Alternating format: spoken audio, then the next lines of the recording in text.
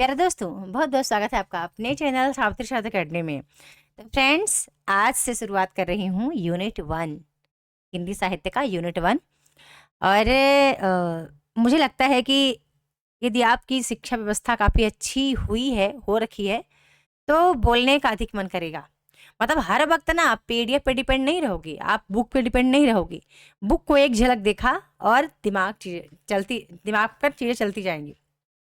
Syllabus को सामने रख लीजिए, हिंदी साहित्य का नेट का सिलेबस। चलिए शुरुआत करते हैं कि कहाँ से आपको तैयारी करना है। आज यूनिट 1 पर बात करूंगी, छोटे छोटे टॉपिक की बात करूंगी कि कोई टॉपिक है तो उस पे कैसे आपको अपना एक छोटा सा नोट्स बना के रखना है, या फिर क्या है जो आपको आना चाहिए। पहला टॉपिक होता है हमारा, पहला टॉपिक है, इम्पॉर्टेंट है, सिलेबस को सामने रखेंगे, मिलेगा आपको हिंदी भाषा और उसका विकास। इसके अंतर्गत हिंदी की ऐतिहासिक पृष्ठभूमि। हिंदी की ऐतिहासिक पृष्ठभूमि के अंतर्गत आपको दो चीज देखना है कि विश्व की सभी भाषाओं का जो वर्गीकरण है वो दो आधार पर हुआ है। एक है आकृति मूलक वर्गीकरण, दूसरा है पारिवारिक वर्गीकरण। दोनों ही इंपॉर्टेंट है क्योंकि पारिवारिक वर्गीकरण से आपके पेपर में प्रश्न आया हुआ है, आकृति मूलक वर्गीकरण से भी आपके पेपर में प्रश्न आया हुआ है, यूजीसी नेट में आया हुआ है। ठीक है, फिर एक प्रश्न आपके पेपर में आया हुआ था कि विश्व की भाषाओं का आकृति मूलक वर्गीकरण सबसे पहली बार किसने किया, तो प्रोफेसर स्लेगल ने। ये भी पॉइंट आपके पेपर में आया हुआ है। फिर आपके पेपर में ये भी आया हुआ है कि आकृति मूलक भाषा के दो भाग किए जाते हैं, अयोगात्मक और योगात्मक। ये भी आपके पेपर में आया हुआ है। ठीक है, अब इम्पोर्टेंट है कि भाषा परिवार क्या है। तो ऐसी भाषाओं का समूह जिनका जन्म किसी मूल भाषा से हुआ हो उसे भाषा परिवार कहते हैं। यहाँ पर हम बात करने वाले हैं भोलानाथ तिवारी के अनुसार। भोलानाथ तिवारी ने भारोपीय परिवार की 13 भाषाएं बताई हैं। ठीक है, उन 13 भाषाओं में कई भाषाएं प्रचलित हैं, लेकिन हम 13 भाषाओं में केवल 3 को पढ़ने वाले हैं। वो 13 भाषाओं का मैं नाम बोल देती हूँ। द्रविड़ भाषा परिवार, चीनी भाषा परिवार, सेमेटिक, हेमेटिक, आग्नेय, यूराल, पाट भाषा परिवार, अमेरिकी, काकेसिकिस, बुशमैन, सूडानी, जापानी, और अंतिम है भारोपी भाषा परिवार। आपको पता है कि ये जो भारोपी भाषा परिवार है, यह भारत तथा यूरोप के आसपास फैला हुआ है। इसे कई नामों से पुकारा गया, जैसे कि इसका अन्य नाम है भारत यूरोपीय, आर्य परिवार, इंडो जर्मनिक परिवार, भारत हित्ती भाषा परिवार। तो यानी इसको कई नामों से पुकारा गया। अब प्रश्न आपके पेपर में प्रश्न बना है कि हिंदी किस भाषा परिवार के अंतर्गत आती है। इसका जवाब आप दे देंगे कि भारोपी भाषा परिवार के अंतर्गत। ठीक है, अब यहीं पे एक प्रश्न फिर बनता है कि ध्वनि के आधार पर भारोपी परिवार की 10 शाखाओं को 2 वर्गों में बांटा गया है। प्रथम वर्ग कौन सा है, सतुम, दूसरा है केतुम। केतुम का मतलब हुआ कि जो वर्ड या फिर जो शब्द कंठ से निकलते हों। सतुम का है कि जो वर्ण थोड़ा घर्षण करते हुए निकलते हों, ठीक है, हमारे गले से। अब सतुम वर्ग के अंतर्गत कितने आते हैं, पेपर में आता है। सतुम वर्ग के अंतर्गत 4 भाषा परिवार आता है, जिनमें भारत ईरानी परिवार है जिसको आर्य कहा गया है, दूसरा बाल्टो स्लाविक, तीसरा अर्मेनी, चौथा अल्बानी है। जब हम बात करेंगे कि केतुम वर्ग के अंतर्गत कौन कौन से भाषा परिवार आते हैं, 6 भाषा परिवार आते हैं। ये भी पेपर के लिए बहुत इंपॉर्टेंट है। जर्मनी या ट्यूटानिक, फिर केल्टिक, ग्रीक, तोखरी, हिटाइक, इटालिक। ठीक है, ये 6 आपको याद रखने हैं। ये पॉइंट वो बता रही हूँ जो आपके पेपर में जहाँ से प्रश्न बनता है। ठीक है, ये पूरे प्रश्न बनने वाले टॉपिक है। अब आपको आना है कि भारत में मुख्यतः 5 प्रकार के भाषा परिवार हैं। पहला है भारोपी भाषा परिवार, दूसरा है द्रविड़ भाषा परिवार, तीसरा आस्ट्रिक परिवार, चौथा चीनी तिब्बती परिवार, 5वां है अंडमानी परिवार। लेकिन हमें 2 है जो कि बहुत अच्छे से याद रखना है। पहला है भारोपी भाषा परिवार। भारोपी भाषा परिवार को आपको पता है कि इसे हिंदी आर्य भाषा परिवार भी कहा गया, और इसकी शाखा का विभाजन इंडो यूरोपियन भाषा परिवार से हुआ। फिर यह सबसे बड़ा भाषा परिवार है, याद रखना है। इसके अंतर्गत कौन कौन सी भाषाएं आती हैं, जिसको आप आपके पेपर में प्रश्न आता है कि निम्नलिखित में से कौन सी भाषा है जो भारोपीय या आर्य परिवार के अंतर्गत शामिल है कि नहीं है, पेपर में प्रश्न बनता है। तब आपको आपको याद रखना है। अच्छा, जो चीजें बता रही हूँ टोटली आपके पेपर के लिए बता रही हूँ कि टॉपिक में या तो यहाँ तो प्रश्न आएगा, या तो यहाँ से, या तो यहाँ से, या तो यहाँ से प्रश्न आएगा ही आएगा। और आपको इतने कॉन्सेप्ट बिल्कुल क्लियर रखना है, ठीक है, पूरे कॉन्सेप्ट क्लियर याद रहना चाहिए। तो इसके अंतर्गत कौन कौन सी भाषाएं आती हैं? तो हिंदी, अंग्रेजी, उर्दू, स्पेनिश, जर्मनी, रूसो, पाली, प्राकृत, अपभ्रंश, बांग्ला, मराठी, गुजराती, पंजाबी, हिंदी, असमिया, ओडिसी, कश्मीरी, डोगरी, नेपाली, कोंकणी आदि। ये सभी भारोपी परिवार के अंतर्गत आती हैं या फिर आर्य भाषा परिवार के अंतर्गत आती हैं। इसकी दूसरी शाखा है इंडो ईरानी भाषा परिवार, जिसके अंतर्गत फारसी, ईरानी, पश्तो, बलूची आदि भाषाएं आती हैं। द्रविड़ भाषा परिवार भी बहुत इंपॉर्टेंट है। तो यदि पूछा जाएगा कि द्रविड़ भाषा परिवार किस भाषा परिवार के अंतर्गत आती है, तो आप कमेंट में लिखिएगा इसका उत्तर कि आप क्या बताने वाली हो, ठीक है। यह जो है वो अधिकतर दक्षिण भारत में बोली जाती है, द्रविड़ भाषा परिवार। इसके अंतर्गत कौन कौन सी भाषा आती है? तमिल, कन्नड़, मलयालम, तेलुगु। तमिल कहाँ बोली जाती है? तमिलनाडु में। कन्नड़ कर्नाटक में बोली जाती है। मलयालम केरल में। तेलुगु आंध्र प्रदेश में। एक प्रश्न फिर बनता है कि इस परिवार का सबसे बड़ा सदस्य कौन सी भाषा परिवार है, कौन सी भाषा है? तो तमिल जो है द्रविड़ भाषा परिवार की सबसे बड़ी भाषा है, सब बड़ी इकाई है या फिर बड़ा भाषा है, मतलब तमिल बोलने वालों की संख्या सर्वाधिक है। आष्ट्रिक भाषा परिवार में आपको याद रखना है कि इस परिवार की भाषाएं क्या है? संथाली, मुंडारी, खड़िया, सावरा है। ये इंपॉर्टेंट है। ये तमिल भाषा परिवार या आष्ट्रिक भाषा परिवार कहाँ कहाँ बोल जाती है? तो भारत के झारखंड, छत्तीसगढ़, उड़ीसा, आसाम और पश्चिम बंगाल के कुछ हिस्सों में बोली जाती है। ये भी आपको ध्यान रखना है। यहाँ पे आष्ट्रिक भाषा परिवार के अंतर्गत हमने एक नाम लिया था संथाली का। संथाली को 92वें संशोधन अधिनियम 2003 में शामिल किया गया था, ये आपको ध्यान रखना है। फिर अगला चीनी तिब्बती परिवार है, यहाँ से कोई प्रश्न बनता नहीं है। फिर अंडमानी भाषा परिवार है, तो यहाँ से भी कोई नहीं बनता है प्रश्न।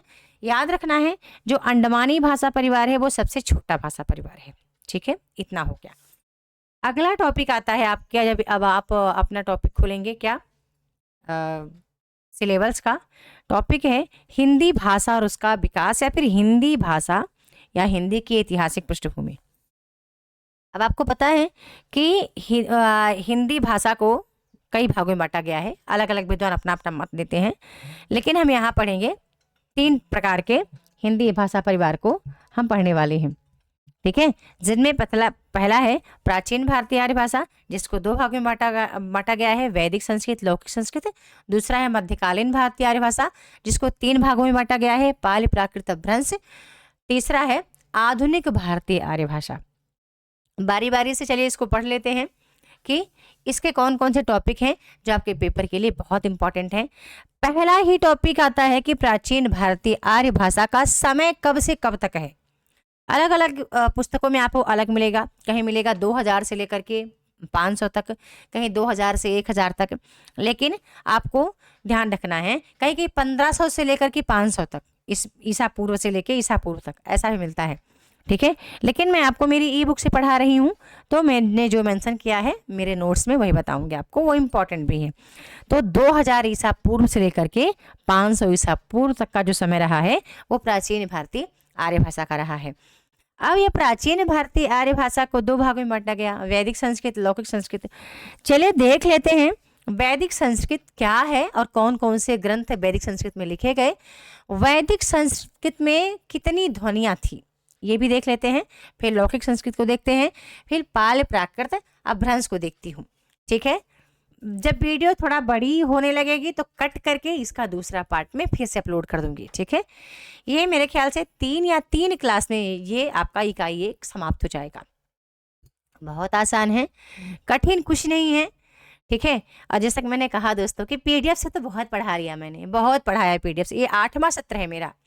अब मेरा मन नहीं करता कि मैं बार बार पीडीएफ को दिखा दिखा के ही पढ़ाऊँ, सिर्फ मेरा मन बोलने का करता है। मुझे लगता है कि मैं कितनी मेरे सपने बहुत बड़े हैं, ठीक है। मुझे सपोर्ट नहीं मिलता, ये भी सही है, कहीं न कहीं सपोर्ट नहीं मिलता इतना ज़्यादा।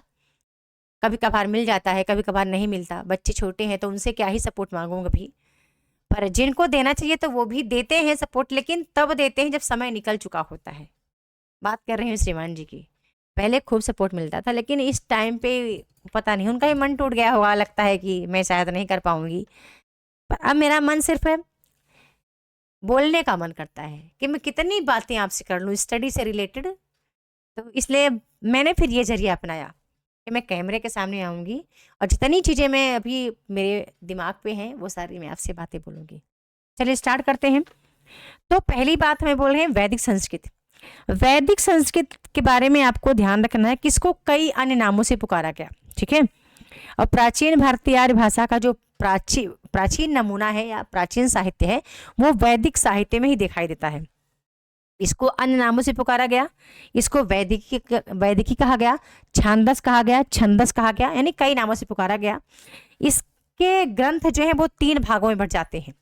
पहला है संहिता, दूसरा है ब्राह्मण और तीसरा है उपनिषद, ठीक है। संहिता के बारे में आप जानते होंगे, 4 ग्रंथ आते हैं।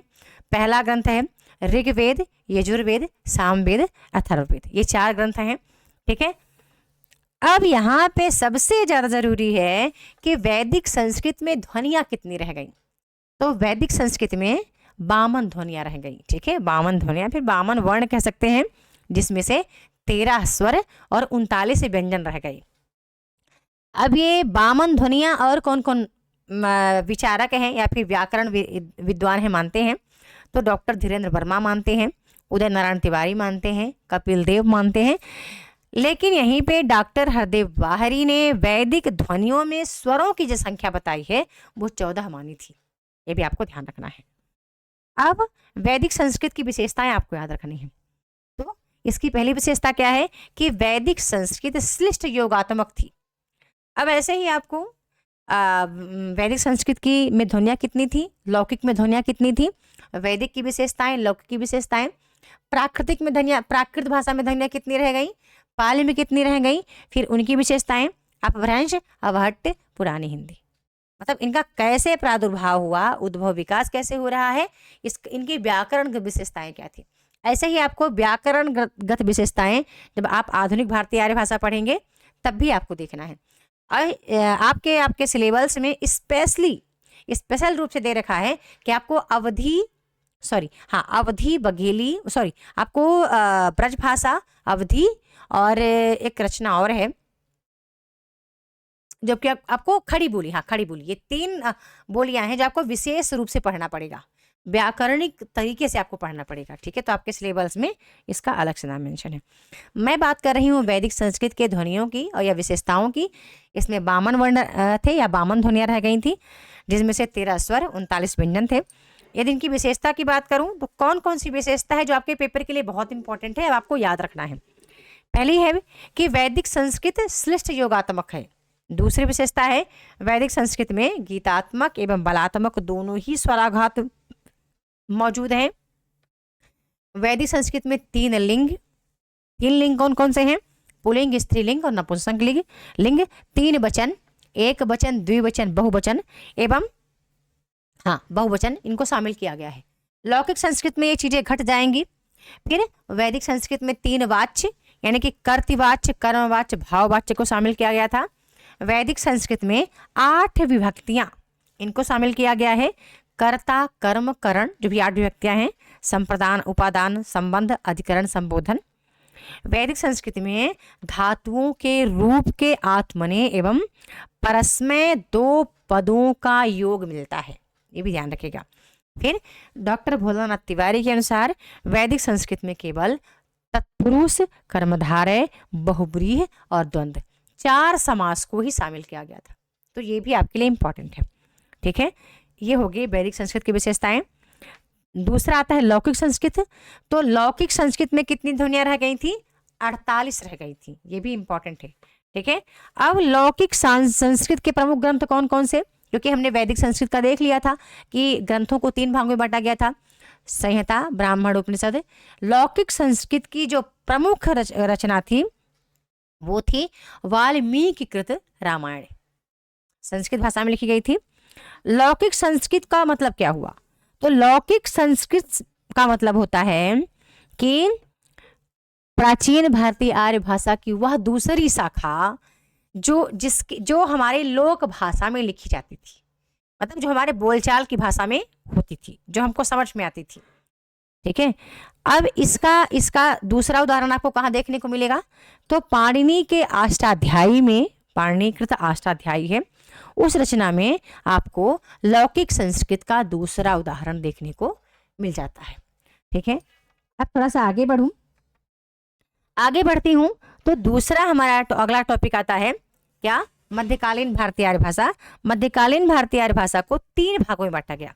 पहला है प्रथम प्राकृत जिसको पाली कहा गया, दूसरा है द्वितीय प्राकृत जिसको प्राकृत कहा गया, तीसरा है तृतीय प्राकृत जिसको अपभ्रंश कहा गया।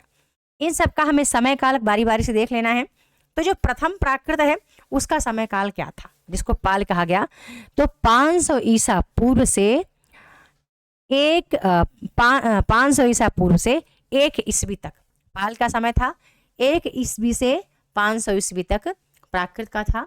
500 ईस्वी से लेकर के 1000 तक अपभ्रंश का समय काल रहा है। तो आपको समय काल भी रटना है, देखना है। अब ये भी मैं अपने बुक से बताती हूँ, जो मेरी पुस्तक है वहाँ से बताती हूँ कि क्या है जो पाल के लिए बड़ा इंपॉर्टेंट है। तो पाल क्या है? मध्यकालीन भारतीय आर्य भाषा की प्रथम अवस्था है।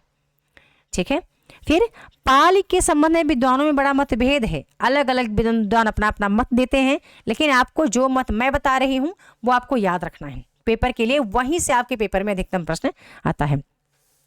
तो सर्वविदित है कि पाल शब्द की उत्पत्ति पाटिल से मानी जाती है। इस संदर्भ में पाल का अर्थ हुआ मगध की भाषा।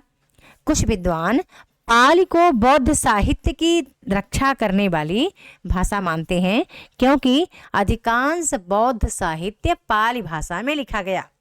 ये सारे पॉइंट आपके पेपर की अकॉर्डिंग हैं, पूरा पेपर के लिए महत्वपूर्ण है और ये पॉइंट पेपर में आए हुए हैं। अब आपको ध्यान देना है, जिस प्रकार जैन साहित्य प्राकृत भाषा में लिखा गया, ठीक उसी प्रकार पाली भाषा जो बौद्ध साहित्य है वो पाली भाषा में लिखा गया। अब आपको ध्यान रखना है, तो पाल साहित्य के अंतर्गत संपूर्ण बौद्ध साहित्य आता है, जो मूलतः 3 भागों में बांटा गया है, जिनको पिटक कहा गया है। ठीक है, वो 3 कौन से त्रिपिटक ग्रंथ हैं? सुप्त पिटक, विनय पिटक, अभिधम्म पिटक। आपको ये तीनों पिटक ग्रंथ याद रखने हैं। अब यहीं पे आपको क्या ध्यान रखना है, आपके पेपर के लिए बड़ा इंपॉर्टेंट हो जाता है कि बौद्ध धर्म का प्रभाव होने के कारण सम्राट अशोक की राजभाषा क्या थी? पाल ही थी। अब पाल शब्द का उपयोग जो है या प्रयोग है सर्वप्रथम यूरोप में हुआ था। यूरोप के 2 व्याकरण विद्वान, एक हैं कच्चैन, दूसरे हैं मोगलान। तो कच्चैन और मोगलान 2 व्याकरणकर्ताओं ने या व्याकरण आचार्यों ने अलग अलग ध्वनियों का वर्णन किया। ठीक है, ध्वनि के आधार पर अलग अलग बांटते हैं, ध्वनियों का वर्गीकरण करते हैं। तो व्याकरणिक दृष्टि से कच्चैन के अनुसार पाली में 41 ध्वनियां थी। 41 ध्वनियों में से 8 स्वर, 33 व्यंजन थे इनके अनुसार, कच्चैन के अनुसार। वहीं पर मोगलान के अनुसार पाली में ध्वनियों की संख्या 43 हो गई, जिनमें से 10 स्वर, 33 व्यंजन थी। ये आपके पेपर में आया हुआ टॉपिक है और लगभग सभी आए हैं, जितना भी बताती गई हैं सभी आए हैं। दूसरी विशेषता आपको क्या ध्यान रखनी है कि वैदिक और लौकिक संस्कृत में तीनों सा पहला सा सपेरा, ठीक है, दूसरा सा से सलगम और तीसरा सा से षटकोण, ये तीनों थे। लेकिन किंतु पाली में केवल सा से सपेरा जो होता है सा बनता है, सा रह गया। ठीक है, इसके बाद पाली में 3 लिंग 2 वचन, आपने देखा था ना अभी जब लौकिक संस्कृत वैदिक संस्कृत हम पढ़ रहे थे, जहाँ 3 वचन 3 लिंग का जिक्र था। तो यहाँ पर लिंग तो 3 ही थे पाली में, लेकिन वचन द्विवचन को समाप्त कर दिया गया, यानी केवल एक वचन बहुवचन ही रह गया। ये किसकी विशेषता हम पढ़ रहे हैं? पाल की हम व्याकरणगत विशेषता पढ़ रहे हैं। इसके बाद रा और ला ध्वनियों का आपसी परिवर्तन पाल में उपलब्ध होता है। फिर एक विशेषता और है पाल की, जो आपको याद रखना है कि यहाँ पे री और री समाप्त हो गए, ल और लह ध्वनियां विद्यमान थी। ठीक है, अगला टॉपिक आता है प्राकृत का। प्राकृत का आता है, चलिए देख लेते हैं प्राकृत के लिए क्या है जो बहुत इंपॉर्टेंट है। ठीक है, तो पहली बात तो आपको यही ध्यान रखना है प्राकृत के बारे में कि एक विद्वान है, व्याकरणकर्ता है वररुचि। पाल में आपने दो व्याकरणकर्ताओं का नाम पढ़ा, कच्चैन मोगलान का। प्राकृत में आप दो व्याकरणकर्ताओं का फिर नाम देखने वाले हैं। एक है वररुचि, जिन्होंने लिखा अपना ग्रंथ प्राकृत प्रकाश, जहां उन्होंने प्राकृत के 4 भेद बताए, महाराष्ट्रीय प्राकृत, पेशाची प्राकृत, मागधी और सरसेनी प्राकृत। एक व्याकरणकर्ता और हैं हेमचंद्र। हेमचंद्र ने अपनी प्रसिद्ध कृति प्राकृत व्याकरण में प्राकृत के 3 भेद किया। उन्होंने अर्धमागधी, चूलिका या पैसाची, तीसरा भ्रंश। ठीक है, ये भी आपको ध्यान रखना है। कई विद्वान प्राकृत के अपने अपने अलग अलग विचार प्रस्तुत करते हैं। जैसे कि प्राकृत के बारे में आप देखेंगे, एक व्याकरणकर्ता और हैं नेमि साधु। नेमि साधु हैं, नेमि साधु ने लिखा, प्राकृत के बारे में लिखा कि प्राक पूर्व कृतम प्राकृत, प्राक पूर्व कृतम प्राकृत, जिसमें वो लिखते हैं कि अर्थात ये जो प्राकृत वो पहले से बनी हुई भाषा है। सॉरी, पहले से बनी हुई भाषा है। लेकिन आपको ध्यान रखना है कि प्राकृत के बारे में पेपर में आया हुआ था, एक शब्द आया हुआ था अवंतिजा, एक शब्द आया हुआ था क्या? प्राच्या। ये प्राच्या अवंतिजा आपको कहाँ से मिला? तो ध्यान रखना कि भरत मुनि ने अपने नाट्य शास्त्र ग्रंथ में प्राकृत के 7 भेद माने। वो 7 भेद कौन कौन से मानते हैं? ध्यान रखिएगा, वररुचि ने प्राकृत प्रकाश में प्राकृत के 4 भेद माने। हेमचंद्र ने अपने ग्रंथ प्राकृत व्याकरण में प्राकृत के 3 भेद माने। फिर वहीं पर भरत मुनि है, भरत मुनि अपने नाट्य शास्त्र में प्राकृत के 7 भेद मानते हैं। मागधी, अवंतिजा, प्राच्या, सौरसेनी, अर्धमागधी, बाहिलीक, दक्षिणात्य। ठीक है, इंपॉर्टेंट है। अलग अलग विद्वान अलग अलग मानते हैं। हेमचंद्र को प्राकृत का पाणिनि कहा गया, यहीं पे भी आपको ये ध्यान रखना है। अब आपको देखना है कि व्याकरण विशेषताएं क्या थी प्राकृत की। तो प्राकृत की व्याकरण विशेषता ये थी कि पाल की तुलना में यहाँ पे अलग स्तर दिखाई दिया गया। ठीक है, मतलब शब्दों में बहुत ज़्यादा बदलाव देखने को मिला। प्राकृत की विशेषताएं लगभग आपके पेपर में नहीं आती हैं। ठीक है, पाल की विशेषता आपके पेपर में 1-2 दफा पूछी जा चुकी है। अगला आता है मध्यकालीन भारतीय आर्य भाषा की तीसरी अवस्था, जिसका नाम है अपभ्रंश। अपभ्रंश बड़ा इंपॉर्टेंट है और अपभ्रंश के बारे में चलिए पढ़ लेते हैं। इसका जो समय है 500 ईस्वी से 1000 ईस्वी तक माना गया है। चलिए देखते हैं अपभ्रंश के बारे में क्या है जो बहुत इंपॉर्टेंट है। पहली बात तो आपको ध्यान रखना है कि अपभ्रंश का जो शाब्दिक अर्थ है वह बिगड़ा हुआ, अर्थात अपभ्रंश को तृतीय प्राकृत भाषा भी कहा गया।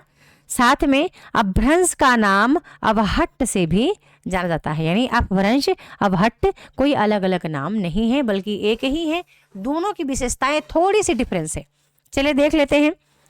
इसको मध्यकालीन भारतीय आर्य भाषा और आधुनिक भारतीय आर्य भाषा के बीच की कड़ी माना गया। किसको? अपभ्रंश को। आपके पेपर में ये आता है। फिर कुछ विद्वान अपभ्रंश को संधिकालीन भाषा के नाम से भी जानते हैं। अब पेपर में आपके पूछा जा चुका है कि अपभ्रंश शब्द का सर्वप्रथम प्रामाणिक प्रयोग कहाँ मिलता है? तो मिलता है पतंजलि के महाभाष्य में, पतंजलि कृत महाभाष्य में। अपभ्रंश के सबसे प्राचीन उदाहरण भरत मुनि के नाट्य शास्त्र में मिलते हैं। फिर भोलानाथ तिवारी के अनुसार अपभ्रंश शब्द का सर्वप्रथम प्रयोग कहाँ हुआ? तो एक चंड कवि है, चंड कवि का प्राकृत लक्षण में दिखाई देता है। अब आपको यहाँ पे 3-4 प्रकार के ग्रंथ दिखाई दिए। ठीक है, वररुचि का प्राकृत प्रकाश, हेमचंद्र का प्राकृत व्याकरण, यहाँ पे चंड कवि का प्राकृत लक्षण। ये व्याकरण ग्रंथ हैं, अलग अलग हैं, सभी आपके पेपर में आ चुके हैं, तो आपको ध्यान रखना है। फिर आचार्य शुक्ल के अनुसार अभ्रंश नाम पहले पहल वल्लभी के राजा धारसेन द्वितीय के शिलालेख में देखने को मिलता है, जिसमें उन्होंने अपने पिता गुहसेन को संस्कृत, प्राकृत और अभ्रंश तीनों का कवि कहा है। इंपॉर्टेंट है। आचार्य दंडी ने काव्यादर्श में अपभ्रंश को आभीर भाषा कहा, यानी कि अब अपभ्रंश के लिए आपको अलग अलग भाषाएं दिखाई देने लगी। अपभ्रंश की व्याकरणगत विशेषता भी अलग ही है।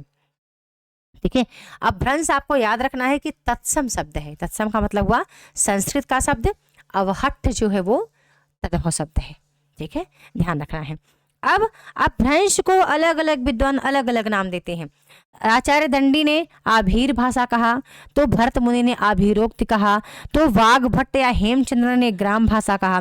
ठीक है, तो कई विद्वान अपभ्रंश के बारे में अलग अलग शब्द से नाम पुकारते हैं, लेकिन मैं थोड़ा सा आपको और बताना चाहूंगी अपभ्रंश के और क्या क्या नाम है।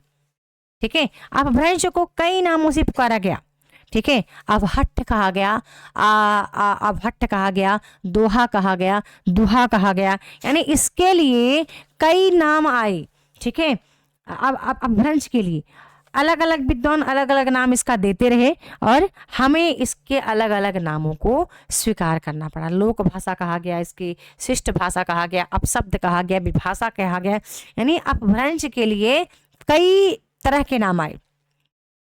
ठीक है, अलग अलग अब विद्वान अपना अपना मत देते रहे और पेपर के लिए सभी महत्वपूर्ण है, ऐसा नहीं कि कोई एक महत्वपूर्ण है, सभी चीजें हैं। ठीक है, तो अब हट्ठ कहेंगे तो भी अपभ्रंश समझना है, अपभ्रंश कहेंगे, आभिरोक्ति कहेंगे, दोहा कहेंगे, अभत्त कहेंगे, दुहा कहेंगे, ग्राम भाषा कहेंगे, आभिराद कहेंगे। ठीक है, जितना भी कुछ नाम ले लूं ये सारी चीजें क्या हैं, अपभ्रंश भाषा की हैं। अब अपभ्रंश भाषा की जो रचनाएं हैं वो भी आपको याद रखनी है और अपभ्रंश भाषा के प्रमुख कवि कौन कौन है वो भी आपको ध्यान रखना है यहीं पे। साथ में अपभ्रंश की व्याकरणगत विशेषताएं आपको ध्यान रखना है, बहुत इंपॉर्टेंट है। अब अपभ्रंश की रचनाएं कौन कौन सी थी पहले वो देखते हैं, इसके बाद इसके व्याकरणगत विशेषता को देखते हैं। सबसे पहले पौमचर्यु स्वयंभू ने लिखा, ये अपभ्रंश भाषा की रचना है। पुष्पदंत का महापुराण हो गया। ठीक है, और जसहरचर्यु हो गया। कीर्तिलता विद्यापतिकृत है। अब्दुल रहमान का संदेश रसक हो गया। मुनि राम सिंह का पाहुर दोहा हो गया। ठीक है, परमात्मा प्रकाश योग सार जोयंदु ने लिखा। ठीक है, देवसेन का साव धम्म दोहा हो गया। ठीक है, इसके बाद धनपाल का भविष्य कथा हो गई, चर्यापद हो गए, हेमचंद्र का शब्दानुशासन हो गया। ये सारी रचनाएं कैसी हैं, अपभ्रंश भाषा में ही लिखित हैं। अब बड़ा इंपॉर्टेंट है, आपके पेपर में प्रश्न बना है, हिंदी काव्य धारा रचना किसकी है, पंडित राहुल सांकृत्यायन की। राहुल सांकृत्यायन ने अपभ्रंश काव्यों का संग्रह, यानी जितने भी अपभ्रंश काव्य के संग्रह हैं वो लिखा है उन्होंने अपनी रचना हिंदी काव्य धारा में। तो हिंदी काव्य धारा से आपके पेपर में प्रश्न आ चुका है। जितने टॉपिक बोल आई हूँ सभी से प्रश्न आपके बने हुए हैं, बनने के चांस रहते हैं। ठीक है, अपभ्रंश भाषा की हम विशेषता देख लेते हैं कि क्या क्या विशेषता है। पहली विशेषता है कि इसकी भाषा श्लिष्ट तथा योगात्मक से वियोगात्मक होने लगी। दूसरी बात है, इस प्राकृत के सभी स्वर व्यंजन यहाँ पे उपलब्ध थे, यानी कि जो आपने प्राकृत में स्वर व्यंजन देखे थे अपभ्रंश में भी वही है। फिर वैदिक संगीतात्मक स्वर के स्थान पर बलाघात स्वर हो गया। फिर सा, कौन सा सा से सलगम और सा से षटकोण, प्रायः दोनों सा का यहाँ पे लोप हो गया अपभ्रंश में। फिर नपुंसक लिंग शब्द समाप्त हो गया। द्विवचन का अभाव हो गया, एक वचन बहुवचन ही रह गए थे अपभ्रंश में। फिर धातु रूपों में आत्मने पद का अभाव हो गया। ठीक है, फिर अगला है, बड़ा इंपॉर्टेंट है कि कारकों के रूप में संस्कृत के 24 के स्थान पर केवल 6 रह गए। कारक विभक्ति जो थे 6 रह गए। अपभ्रंश की प्रवृत्ति उकार बहुला है, बड़ा इंपॉर्टेंट है, ये पेपर में आया हुआ है। जैसे कि एक की जगह एक, ठीक है, उकार यानी कि जिसमें ऊ की मात्रा की प्रधानता हो जाए। फिर क्या ध्यान रखना है यहाँ पे इंपॉर्टेंट है कि अपभ्रंश के तुल्य समीकरण का लोप हो गया। तो आपको ये कुछ चीजें यहाँ पे अपभ्रंश के बारे में ध्यान रखना है। सभी स्वरों का अनुनासिक प्रयोग यानी कि पंचम वर्ण का प्रयोग होने लगा था। ये हो गया आपके लिए अपभ्रंश का के लिए इंपॉर्टेंट चीजें जो मुझे लगा कि आपको याद रखना है। अब आगे बढ़ते हैं तो अगला आता है टॉपिक अवहट्ट। आप सिलेबस को देखेंगे तो अगला टॉपिक आपका अवहट्ट है। अवहट्ट का समय 900 ईस्वी से लेकर के 1100 ईस्वी तक रहा है। अवहट्ट भाषा अपभ्रंश और पुरानी हिंदी के बीच की कड़ी मानी जाती है, पहला पॉइंट। दूसरा पॉइंट है अवहट्ट शब्द का सर्वप्रथम प्रयोग कहाँ मिलता है, तो वर्ण रत्नाकर कृत वर्ण ज्योतिश्वर ठाकुर कृत वर्ण रत्नाकर में मिलता है। फिर अगला अवहट्ट भाषा का प्रयोग कहाँ मिलता है, तो संदेश रासक में दिखाई देता है। फिर विद्यापति के कीर्तिलता की भाषा भी अवहट्ट ही रही है। ठीक है, अब थोड़ा सा आगे बढ़ती हूँ तो अवहट्ट के बारे में और क्या है जो आपको ध्यान रखना है। ठीक है, साहित्यिक अपभ्रंश को आचार्य शुक्ल ने पुरानी हिंदी कहा, ये भी पेपर में आपके आता है। और अवहट्ट और अपभ्रंश में दोस्तों कोई ज्यादा विशेष अंतर नहीं है। ठीक है, बस ध्यान रखना इसे संधिकालीन भाषा कहा गया। लेकिन आचार्य शुक्ल यहाँ पे एक चीज लिखते हैं, एक तथ्य लिखते हैं कि प्राकृत की अंतिम अवस्था अपभ्रंश से हिंदी साहित्य का आविर्भाव माना जा सकता है, ऐसा आचार्य शुक्ल अपनी पुस्तक में लिखते हैं हिंदी साहित्य के इतिहास में। फिर लिखते हैं कि उस समय जैसे गाथा कहने से प्राकृत का बोध होता था, वैसे ही दोहा या दुहा कहने से अपभ्रंश या प्रचलित काव्य भाषा का। ठीक है, पंडित चंद्रधर शर्मा गुलेरी अपभ्रंश के परिवर्ती रूप अवहट्ट को ही पुरानी हिंदी मानते हैं, पेपर में आ चुका है। अब ये वही अवहट्ट भाषा की भी रचनाएं हैं पूरी। ठीक है, वही संदेश रासक, उक्ति व्यक्ति प्रकरण, ठीक है, कीर्तिलता, प्राकृत पैंगलम, ये सब अवहट्ट भाषा या अपभ्रंश भाषा में लिखी रचनाएं हैं। जैसे कि विद्यापति लिखते हैं अवहट्ट भाषा में, देसिल बैना सब जन मिठा ते तैसन जपो अवहट्टा। ठीक है, तो ध्यान रखना है।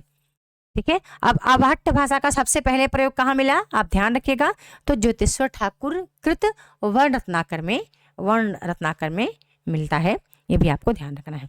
इसकी कोई विशेषताएं ज़्यादा इम्पॉर्टेंट नहीं है। ठीक है, तो इतनी चीज़ें हैं जो कि आपको ध्यान रखना है।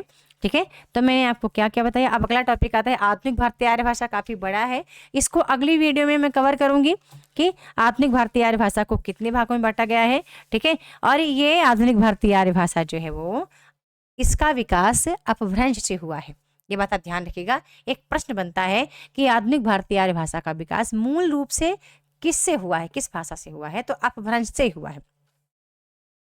ठीक है, अब हमने आज के सेशन में क्या बात की, पहली बात की हमने कि जो आधुनिक भारतीय भाषाओं का वर्गीकरण है वो किस प्रकार हुआ है। ठीक है, कैसे हुआ है वर्गीकरण, और प्रोफेसर स्लेगर हैं जो किस तरह के वर्गीकरण को अहमियत देते हैं। साथ में हमने देखा कि यहाँ पर क्या है जो बहुत इंपॉर्टेंट है। ठीक है, क्या है जो बहुत इंपॉर्टेंट है आपके लिए। ठीक है, वैदिक संस्कृत, लौकिक संस्कृत, इनका समय काल आपको याद रखना है। ठीक है, आधुनिक भारतीय आर्य भाषा की 2 भाषाएं, मध्यकालीन भारतीय आर्य भाषा से विकसित 3 भाषाएं, पाल प्राकृत अपभ्रंश, इनकी प्रमुख रचनाएं कौन सी हैं, इनकी भाषा क्या रही है, इनकी व्याकरणगत विशेषताएं क्या रही हैं, आपको ये भी ध्यान रखना है। ठीक है, अब अगला टॉपिक हमारा आता है आधुनिक भारतीय आर्य भाषा, जिसका समय काल 1000 ईस्वी से लेकर के अब तक चल ही रहा है। ठीक है, सर्वप्रथम इसका वर्गीकरण किया था हॉर्नले। ठीक है, हॉर्नले करते हैं कब, 1880 ईस्वी में। तो ये जो देखूंगी ना, इसका अलग देखूंगी दूसरे सेशन में, क्योंकि इसका अलग अलग विद्वान वर्गीकरण करते हैं आधुनिक भारतीय आर्य भाषाओं का। और हमारे पेपर के लिए किसका वर्गीकरण इंपॉर्टेंट है, क्योंकि आधुनिक भारतीय आर्य भाषा का वर्गीकरण हॉर्नले ने किया। ठीक है, ग्रियर्सन ने किया, धीरेन्द्र वर्मा ने किया, चटर्जी जी ने किया, भोलानाथ तिवारी ने किया, यानी अलग अलग विद्वान अलग। कामता प्रसाद गुरु ने किया। कामता प्रसाद गुरु की तो वर्गीकरण 2 बार आपके पेपर में आ भी चुका है, तो काफ़ी बड़ा टॉपिक है, क्योंकि इसी के अंतर्गत 5 उपभाषाएं, 17 बोलियां हम देखने वाले हैं। ठीक है, जितने भी अपभ्रंश हैं, चाहे वो सरसैनी हो, अर्धमागधी हो, मागधी हो, खस हो, ब्राचड़ हो, ये सारे अपभ्रंश, इससे निकली हुई बोलियां। ठीक है, उसकी विशेषताएं, उसकी उपबोलियाँ कौन कौन सी विकसित हुई हैं उनसे निकली हुई, ये सारी चीज़ें अगले टॉपिक में मैं कवर करूँगी, ठीक है। तो यहाँ पे मैं सेशन को स्टॉप करती हूँ। और आपको ये कैसा लगा सेशन ज़रूर बताएं। मैंने फिर से कहा दोस्तों, अब मेरा मन नहीं करता कि मैं PDF दिखा दिखा के पढूं, मेरा मन करता है कि मैं आपसे बोल कर पढूं अब, ठीक है। और इस आज मेरा संकल्प भी यही था, मैं आज ग्रुप में बोली भी कि नेट ज़ियारत तो निकलवाऊंगी, पक्का आपका निकलवा दूंगी। यदि मैं अपना नेट निकाल सकती हूँ इतने दफ़ा, हर घर का मतलब काम करते हुए, घर गृहस्थी बच्चे संभालते हुए कर सकती हूँ, तो आपका निकलवा सकती हूँ, ठीक है। मैंने तो कई बार यह भी कहा कि किसी बंदे को कुछ नहीं आता तो 1 महीने में मैं नेट निकलवा सकती हूँ, ठीक है, पढ़ा करके। लेकिन एक संकल्प ये लिया मैंने कि मेरे को टीचर्स अब तैयार करना है। हिंदी को आगे बढ़ाने के लिए जितने ज़्यादा मैं आपको आपकी क्वालिटी को विकसित कर पाऊँ, आपके कम्युनिकेशन स्किल को डेवलप कर पाऊँ, आपको आपको बोलने का तरीका सिखा दूँ, ठीक है। डिग्री तो सबके पास होती है यार, बहुत लोग ना जाने कितना PhD करके बैठे हुए हैं, नेट JRF निकाल के बैठे हुए हैं, ठीक है। गवर्नमेंट टीचर भी हैं, सही से आज भी नहीं बोल पा रहे दोस्तों। कैमरे के सामने खड़ा कर दो, नहीं बोल पाएंगे। 50,000 5,000 100 लोगों के सामने खड़ा कर दीजिए, नहीं बोल पाएंगे, बोलती बंद हो जाती है। तो मुझे ऐसे लोगों को विकसित करना है, ठीक है। मिलते हैं नेक्स्ट वीडियो में न्यू टॉपिक के साथ, तब तक के लिए बहुत बहुत धन्यवाद।